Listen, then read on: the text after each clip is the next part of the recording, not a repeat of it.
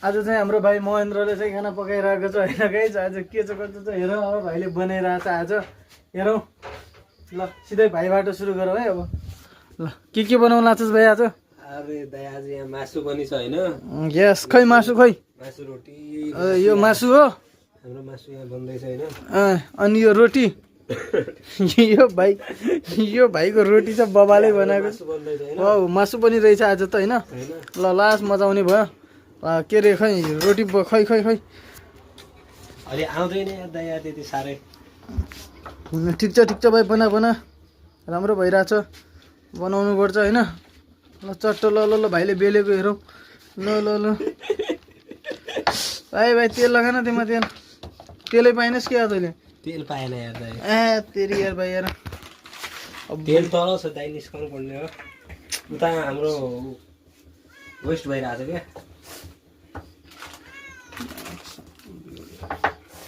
ल भाइले चाहिँ बनाइरहेको छ होइन? अब यो भिडियो हेर्नलाई युट्युबमा पनि हेर्ने होला, टिकटकमा पनि, अनि के अरे फेसबुकमा पनि जान्छ है भाइ? अरे जान्छ।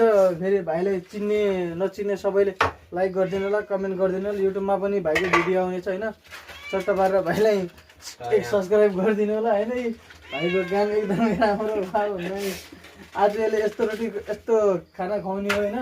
पुरै छोडिदिने एकदम बबाले खाना खुवाउँछ यसले आज।